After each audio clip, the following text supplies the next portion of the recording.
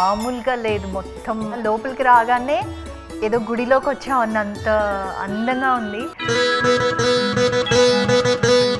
నవమి అంటే అందరికి ముందుగా గుర్తొచ్చేది పానకం. నిద్ర పానకం చెయ్యాలి. బాగా టాక్టివ్ కదా మధుమిత గారు కదా, అన్నిట్లో డామినేట్ చేస్తారా మిమ్మల్ని? మీరు ఎంతే సైలెంట్ ఉంటారా? అవును, నేను ఎక్కువ మాట్లాడను. మీకు తెలిసినప్పటి నుంచి రామనవమి ఎలా సెలబ్రేట్ చేసుకునేవారు? సో అందరూ కలిసి ఒక పెద్ద ఈవెంట్ లాగా చేస్తారు. అంటే అన్నదానాలు, తర్వాత షోస్ జరుగుతాయి. అంటే ఒక స్టేజ్ వేసేస్తారు, కాలనీలో ఉండే పిల్లలందరూ పర్ఫామ్ చేస్తారు దాన్ని.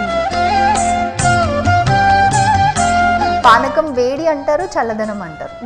ఎక్స్టర్నల్ వేడికి బాడీని కూల్ చేస్తుంది, లోపల బాడీకి హీట్ ఇస్తుంది. So lot of health benefits.